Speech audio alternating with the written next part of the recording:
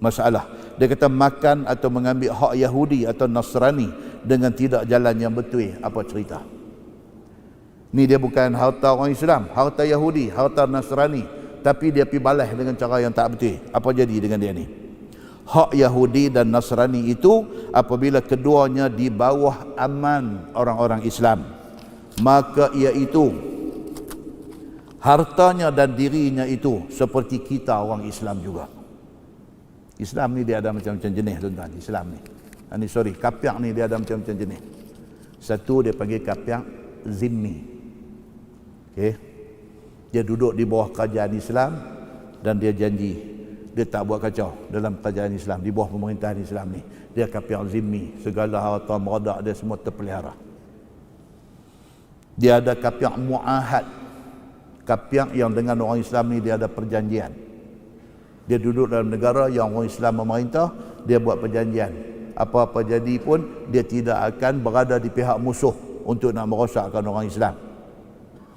Harta dia dan diri dia, nyawa dia juga terpelihara. Kita tak boleh buat tak tahuan dekat dia. Dia ada kapiak musta'man, kapiak yang minta keamanan. Macam dulu zaman Sayyidina Umar memerintah kerajaan Islam, kerajaan Spain pada masa itu, Andalusia, tidak Islam. Dia pernah surrender di bawah pemerintahan Sayyidina Umar bin Al-Khattab. Dia pernah surrender, mengaku duduk di bawah pemerintahan Sayyidina Umar. Mereka ni adalah kapiak yang musta'man, yang diberi keamanan oleh kerajaan Islam. Kita tak boleh buat tak tahuan dengan mereka. Dan satu lagi dia panggil kapiak harbi. Hak ni memang duk cari pasal dengan kita. Cari pasal. Dia jengkai kita, dia cari pasal dengan kita, dia nak kacau hak kita, dia sanggup berperang dan tumpah darah kita. Hak ini kapiak yang boleh diperangi. Dia kata. Tiga tadi ni, zimmi ataupun muahad ataupun musta'man, depa ni kita tak boleh buat tak tahuan dengan depa. Bahkan ada hadis Nabi SAW, Nabi kata apa? Man qatala muahadan lam yarih raihatal jannah wa inna rihaha tujadu min masirati arba'ina aman, atau kama qala, hadis sahih riwayat Al-Bukhari. Nabi kata kalau kita pergi bunuh orang kapiak yang muahadan, yang mereka ni ada perjanjian dengan kita, mereka tak pernah duk buat kacau dengan kita, mereka duk elok-elok dalam negara sama dengan kita pergi bunuh dia, apa jadi? Nabi kata esok di hari akhirat tak boleh cium bau syurga. Sedangkan bau syurga ni dah boleh bau wangi dia min masirati arba'ina aman, 40 tahun perjalanan, wangi dah syurga ni, dah wangi dah. Muslimin dan muslimat yang dirahmati Allah sekalian, mereka ni dipelihara oleh kerajaan Islam. Baik, kita baca di itu, dia kata haram atas kita tipu golongan-golongan kapiak yang ni semua ni. Haram kita menipu ataupun memakan harta mereka dengan cara yang tak betul. Adapun tersebut adalah hadis seperti yang datang pada masalah tadi, katanya liyaqtati'a biha ma lam ri'in muslim. Apa dia? Iaitu kita dianggap berdosa besar apabila kita mengambil harta orang Islam. Maksud dia apa?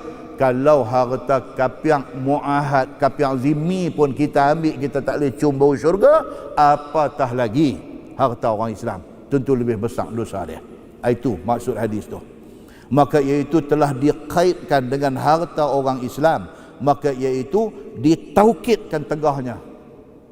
Kalau harta kapiak pun kita tak boleh pergi duk rampai ikut suka, apatah lagi harta orang Islam. Dikemaskan lagi hukuman tu. Yang ni lebih-lebih kuat haramnya kita memakan harta orang Islam itu daripada memakan harta Yahudi ataupun Nasrani. Dan bermula pekerjaan tipu daya dan sumpah bohong itu berlaku sejak daripada zaman hidup Nabi sallallahu alaihi wasallam, tuan-tuan. Bak duk balas harta orang ni daripada zaman Nabi ada dah, dia kata. Pasal apa, tuan-tuan? Pasal manusia. Nama kata manusia ni Allahu Akbar, dengan duit ringgit ni. Nabi duk ada berlaku benda ni.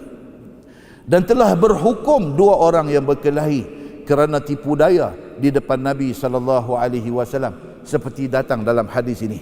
Dia kata masalah sumpah bohong itu berlaku dan adalah diluluskan hakim dan terpakai sumpahnya di mahkamah. Dia kata tu dia. Sanggup sumpah dalam mahkamah. Sanggup ni bukan macam mahkamah civil pergi sumpah apa. Saya bercakap benar, tidak ada yang saya cakap ni melainkan benar belaka. Itu dia sebut, dia tak ada erah apa. Dia sumpah wallahi wabillahi watallahi, dia bohong pun ada. Tambah sebut, takkan nak sumpah saya mengaku dengan seikhlas hati bahawa apa yang saya cakap ini adalah benar, tidak ada lain melainkan benar. Tak ada apa. Wallahi wabillahi watallahi, dia kata saya tak buat benda ni, padahal dia buat. Ada manusia berani sampai macam tu. Muslimin dan muslimat yang dirahmati Allah sekalian. Dia kata jikalau sekiranya sumpah itu tidak diketahui oleh hakim akan bohongnya, nescaya terpakai akan sumpahnya. Hakim pun manusia. Hakim mana tahu dia bohong ke tak bohong. Saya nanti baca hadis Nabi SAW menjadi hakim kepada kes di kalangan orang yang hidup pada zaman dia. Nabi sebut, Nabi kata innama ana bashar. Nabi kata aku ni manusia. Nabi kata aku tak tahu ni betul-betul dua orang ni siapa betul siapa salah. Nabi kata aku manusia, aku pun tak tahu. Mana-mana satu daripada dua yang bergaduh ni pandai bercakap, berdasarkan pertimbangan aku dia betul, maka aku hukum kata dia betul, kawan ni salah. Tiba-tiba sebenarnya dia ni salah, hak pandai cakap ni salah. Nabi kata walaupun aku buat keputusan dapat kat dia, hak dia dapat tu sebenarnya ialah sepotong api neraka. Nabi kata hakim, dia pun tak tahu betul-betul kes depan dia ni kawan ni salah, tapi dia engage dengan lawyer yang cukup pandai. Lawyer masuk pergi cakap, dia pandai. Dengan pandai cakap, dengan pandai hujah, dengan pandai belit, dengan pandai semua, dia pandai ni. Dia ada skill. Kes main tangan dia semua menang. Orang dengar-dengar kata piah dia ni. Dia pergi cari satu lawyer yang betul-betul pandai punya. Lawan. Dia bawa main hal teknikal tu, teknikal ni, akhirnya lepas. Pandai dia. Hakim dengar kepada perbicaraan, kepada hujah yang dikemukakan, kepada saksi yang ditampilkan, kepada bukti-bukti yang didedahkan. Hakim dengar dan hakim pun percaya kata dia ni tak salah, sebenarnya dia ni salah. Nabi SAW kata apa? Kalau aku jadi hakim dan aku buat keputusan macam ni, orang yang mendapat bahagian itu sebenarnya dia mendapat bahagian api neraka. Nabi kata. Muslimin dan muslimat yang dirahmati Allah sekalian, sebagaimana telah berlaku yang demikian itu kepada Nabi SAW dan telah jatuh hukum Nabi yang demikian itu seperti di dalam hadis At-Tirmizi dengan kata Abdullah bin Mas'ud radhiyallahu anhu, dia kata faqala al-Ash'as ibnu Qais fiya wallahi kana dhalik. Maka berkata seorang sahabat Nabi SAW, nama dia Al-Ash'as bin Qais Al-Kindi radhiyallahu anhu, dia kata demi Allah benda ni berlaku dekat aku. Ni Al-Ash'as ni, dia kata benda ni jadi kat dia. Dia kata dia teraniaya di dalam pengadilan. Benda ni dibawa dan dibicarakan, dia di pihak yang betul, tapi kegagalan dia mengemukakan bukti, dia kalah dalam perbicaraan itu. Dia kata benda ni saya pernah kena, kata Al-Ash'as ni. Kemudian berceritalah Al-Ash'as ini dengan kata dia, kana baini wa baina rajul minal yahud ardun fajahadani. Dia kata, dia cerita apa yang kena kat dia. Antara aku dan antara seorang laki-laki Yahudi, kami share beli dan usahakan tanah. Al-Ash'as dengan satu Yahudi share, bawa keluar duit, pergi beli tanah dan usahakan buat kerja atas tanah tu.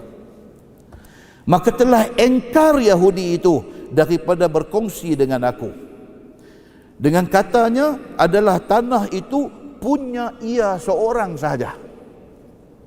Masa nak beli tanah bawa keluar duit, kita bawa keluar 50%, dia bawa keluar 50%, pergi beli tanah. Lepas tu sama-sama buat kerja di atas tanah tu. Dia sampai satu tahap, Yahudi ni kata tanah ni dia punya. Hang tak ada kena mengena. Dia kata duit yang aku bagi hari tu abang beli tanah apa cerita? Ni tanam ni aku duk tolong mai buat kerja ni apa cerita? Yahudi ni kata kat dia itu, aku tak tahu. Tapi tanah ni aku punya, aku seorang punya. Hang tak ada kena mengena. Sudah jadi macam tu. Al-Ash'as ni kata benda ni sudah jadi dekat dia dengan Yahudi yang dia share untuk buat kerja ni. Dia kata dan tiada berkongsi dia dengan siapa-siapa. Yahudi ni kata dia punya seorang, dia tak ada share dengan siapa-siapa. Tuan-tuan, benda ni jadi. Dan masyarakat kita pun jadi. Satu kawan saya dulu buat company, abang dengan adik. Abang dengan adik, bukan orang lain, bukan kawan, bukan jiran, bukan member lama. Abang dengan adik buat company. Daripada day first, daripada hari pertama sama-sama buat kerja. Company ni daripada ada satu sampai jadi beberapa cawangan. Kaya-kaya. Tapi adik ini dia pun jenis nak kata dia tak erti ke, atau dia pun dia tak pernah ambil berat benda ni. Dia percaya abang dia.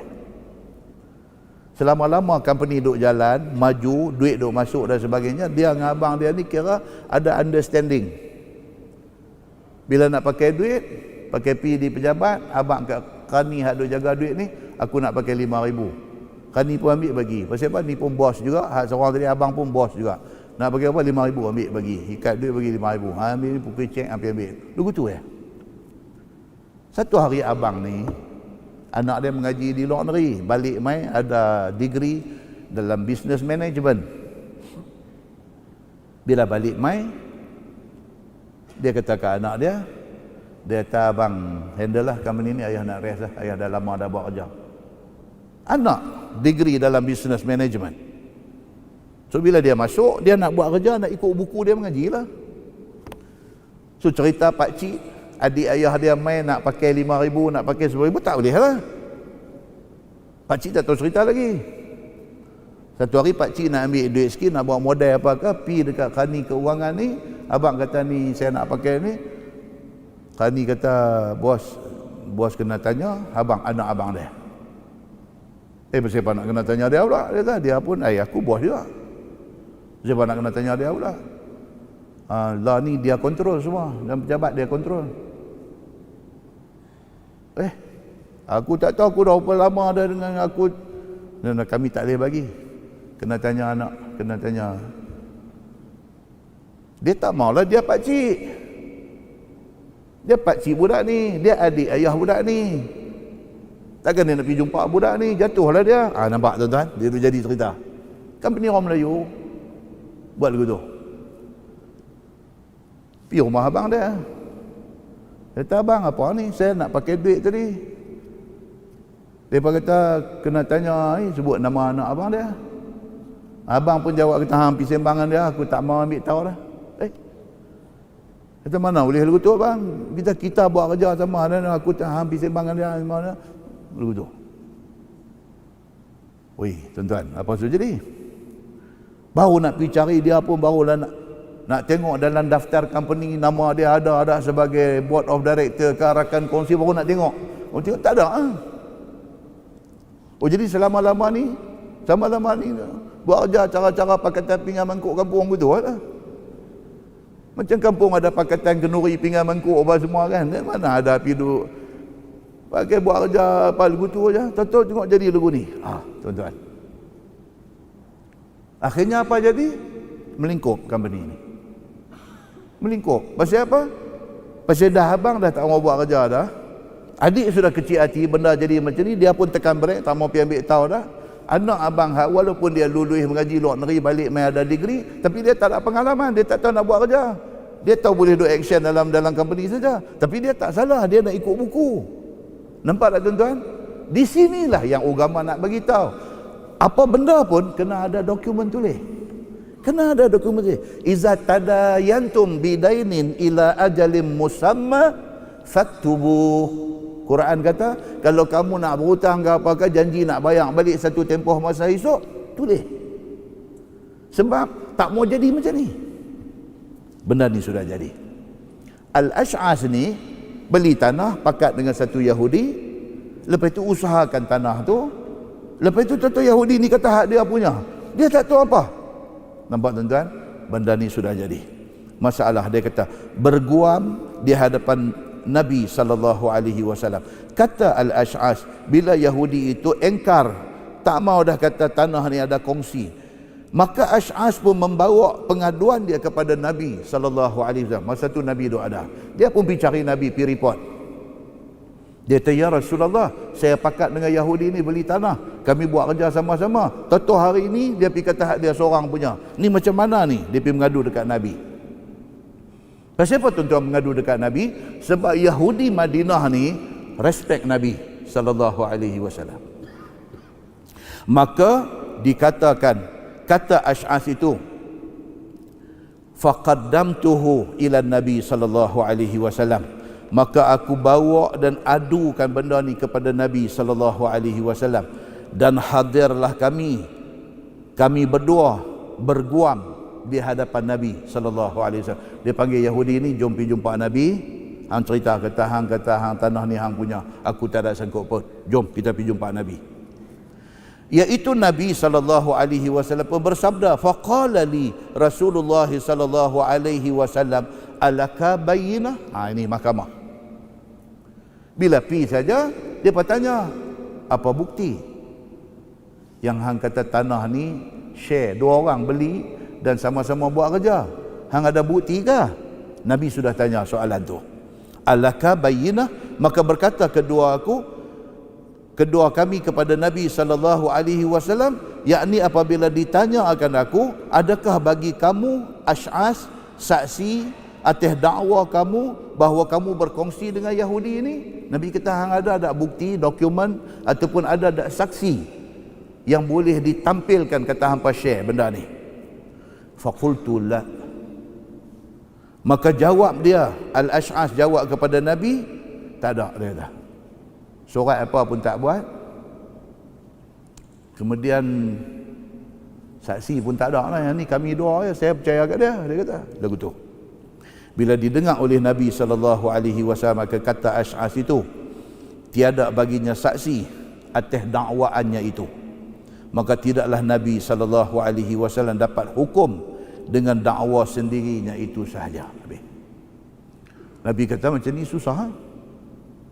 Saya nak buat keputusan macam mana? Kata hang ada share dalam tu, hang tak ada dokumen membuktikan, hang tak ada saksi yang boleh dibawa mai kata hampa ni share beli tanah ni. Ini macam mana? Saya nak buat macam mana? Nabi kata, kerana ada pada dakwa kamu itu lemah.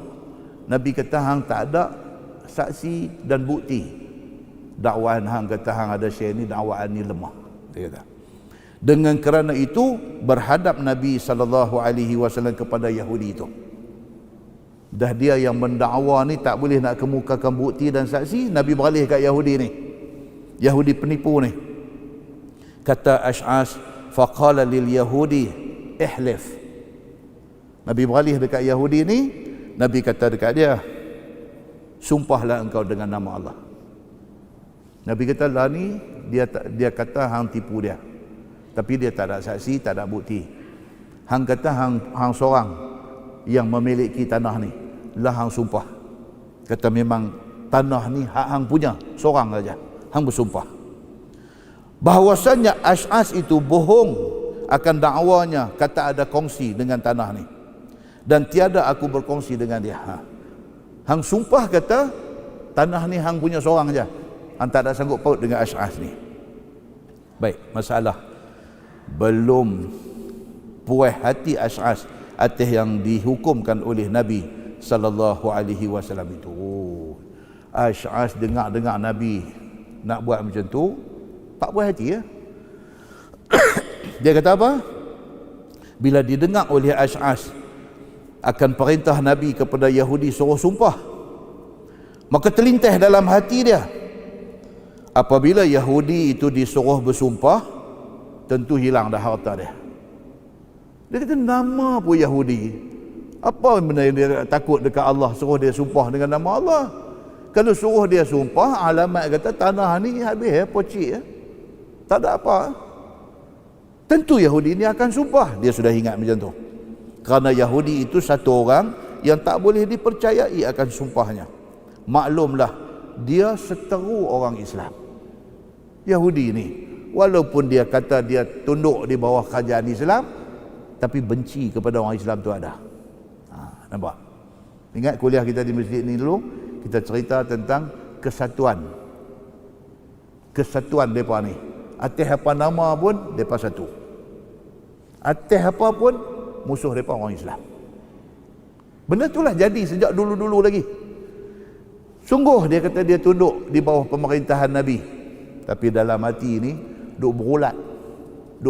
Dia meluat tengok orang Islam. Macam ni. Maka apabila telah dipandangnya akan lainnya musuh dirinya dan agamanya, Yahudi. Bukan kata sahabat-sahabat Nabi ni orang Islam. Nabi itu pun mereka tak berkenan. Mereka tak. Kalau tanya betul-betul hati dia, dia tak mahu. Sebab dia Yahudi. Begitu. Tidaklah ia mau kalah. Bahkan mau mencari ia akan jalan kemenangannya dengan apa jalan yang ada kepadanya. Dia ke mana pun, dia akan kata tanah tu dia punya. Ke mana pun. Macam tu. Maka apabila didengar oleh Nabi sallallahu alaihi wasallam akan suruh sumpah itu, maka dia terus berkata, faqultu ya Rasulullah, Ash'as ni. Faqultu ya Rasulullah, idzan yahlifu fayadhhabu mali. Dia terus kata dekat Nabi. Dia kata kalau macam tu, dia kata kalau tuan suruh dia sumpah, dia tentu sumpah punya. Aku kenal dia ni, dia kata. Dan kalau macam tu, habislah harta saya. Ash'as kata dekat Nabi. Dia kata takkan nak selesai macam ni kot. Suruh dia sumpah, harta tu dapat ke dia. Habis saya macam tu. Dia tak berhati dengan keputusan Nabi. Dengan sebab kuat dakwanya itu. Jikalau dipakai sumpahnya itu, sedangkan hamba tidak ada saksi. Saya ni tak ada saksi. Kalau semata-mata dengan sumpah dia dapat, tanah ni habislah saya. Dia kata begitu. Padahalnya sumpah itu ialah sumpah bohong. Dia kata, ya Rasulullah, saya abang betul-betul, dia ni pembohong. Dia kata. Pak tuan-tuan, nak kemukakan saksi tak boleh, nak bagi bukti tak boleh, duk abang kata kau tu bohong ya. Api masuk mahkamah macam ni jalan. Kerana ia orang Yahudi, tiada apa suatu yang ditakutnya, sedangkan firman Tuhan pun dia tak percaya. Dia kata, nama pun kapiak. Dia kata, apa dia nak percaya dengan benda ni semua? Kan susah dengan mereka ni. Satu kawan duduk di Langkawi, jiran sebelah orang Denmark, duduk seorang. Dia bini apa mau tak ada, dia duduk seorang, berjiran dengan kawan kita ni. Nak buat parti di rumah dia. Dia buat parti, siap dengan wine semua nak tunggang lah. Dia mai jemput kawan ni pergi. Kau ni abang dekat dia. Dia kata, I cannot join your party because I'm a Muslim. Denmark ni kata dekat dia, what's wrong with you Muslim? What's wrong? No, we are Muslim. This one forbidden. Wine, Muslim are not allowed untuk minum wine. Dia kata, berapa banyak aku duk tengok orang Islam duk minum, tak ada apa hal. Dia pergi kata begitu. Sahabat ni pula, dia ni pula pergi duk abang pula. Dia kata, no, kita orang Islam duk baca pula kat Denmark ni, innamal khamru wal maisiru wal ansar. Saya kata kat dia. Nama dia pun Denmark. Hampir duk baca innamal khamru wal maisiru apa kat dia. Ya. Dia kata, saya nak terang macam mana tu yang telefon ustaz tu, nak abang macam mana kat dia. Tak payah abang apa, tak payah pergi lah, kata.